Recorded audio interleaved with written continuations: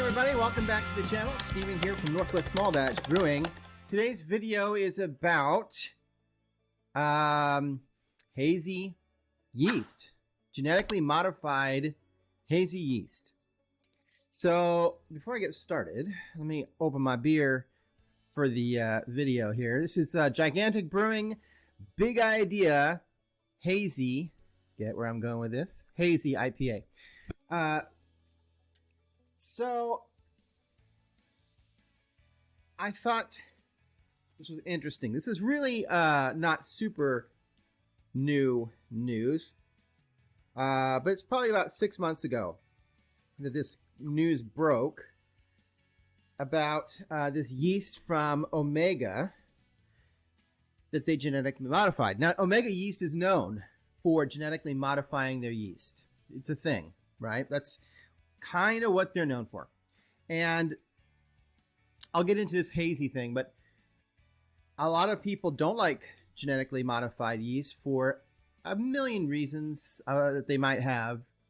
I don't have a problem with it, but it skeeves people out sometimes. And they do not usually, as far as I know, you can't buy GMO products in places like the United Kingdom, Australia, probably Canada. I mean, obviously those are all sort of connected to the United Kingdom in some way, but so those places can't even get it. But it is interesting, what they came up with. So Omega yeast, voice is changing. Omega yeast, HZY1. Is it HZ or H2? It'd be funny if it was HZY1 because it'd be hazy, HZY1. It is the gene that they discovered by mistake in the lab that is responsible for most of the haze in our beer. So like this hazy right here must have some of that gene in it because it's awfully hazy. Ooh, that's nice. That's really good.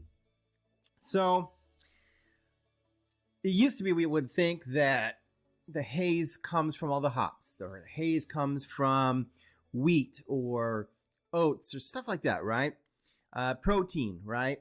But in fact, they are saying no, that this discovery has proven that really the haze is being produced by this gene that's found in certain yeasts. In fact, if they remove this gene, from a yeast, the beer becomes clear, like it's no longer hazy. So they use a special gene editing technology called CRISPR, CRISPR. I think it's also called Cas9, CAS9, to sort of manipulate this gene. But the bottom line is it proves that yeast plays a much bigger role in producing hazy beers, especially in IPAs, than we maybe ever thought. Now, what I find really interesting is that this gene is not only found in what we would traditionally use for, a New England or an IPA yeast, like if you get a verdant yeast for your IPA or something, I'm sure you're like me. Most of you buy a yeast that you think is designed for the style of beer that you're making to get the right flavors, esters, blah, blah, blah, right?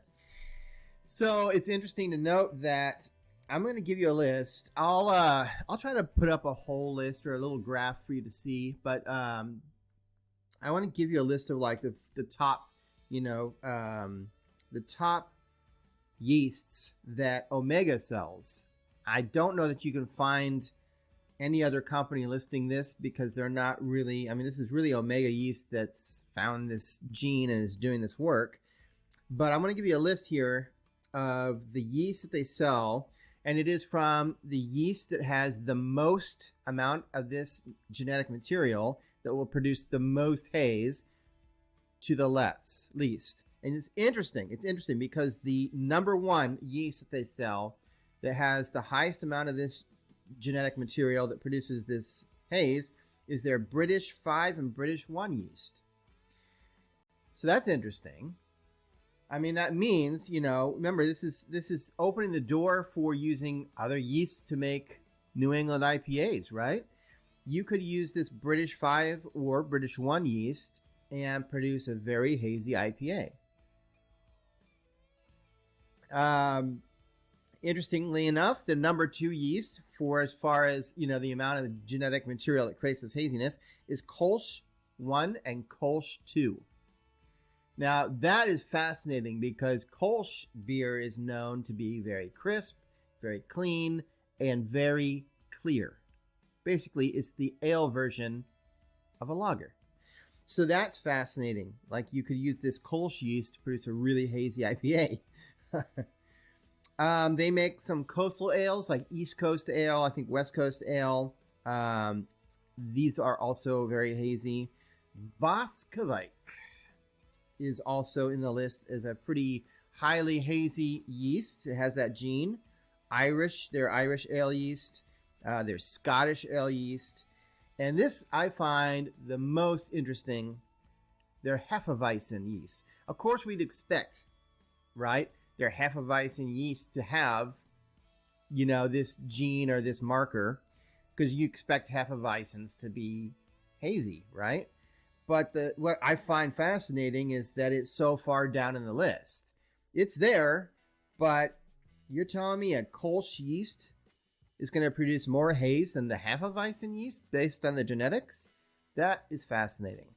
And it really makes you start to think about your yeast choice, you know. Now, I had to go and look. I'm just going by memory on the article I was reading.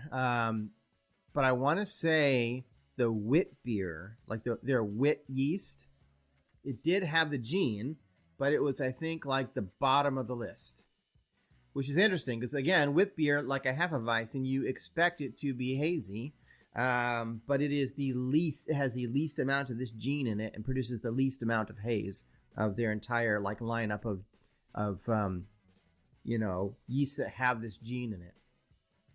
So it's interesting, you know.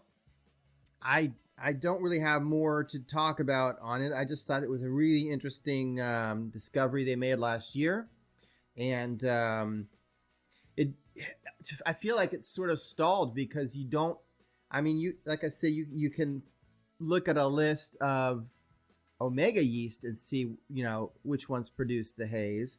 And I mean, I don't know if they've done it yet, but there's obviously the ramification that you could remove this gene for a lager yeast or whatever and make a really clear, clean beer by removing that gene. I could see that being a super popular option for the Kvike yeast. Like everybody who knows me knows I'm not a fan of Kvike, but I do know a lot of people use that to make pseudo lagers. And it's not really a lager, but if they removed that gene from it, you could use that and get a much, you know, a more guaranteed clear lager-like beer without that gene in it. So it's interesting what they're doing. Whether you feel it's okay or not from any kind of standpoint, you know, the whole GMO discussion. I do think at the very basic level, no matter how you feel, it definitely gives us more information than we ever had before, whether or not, you know, they're going to sell GMO yeast or not.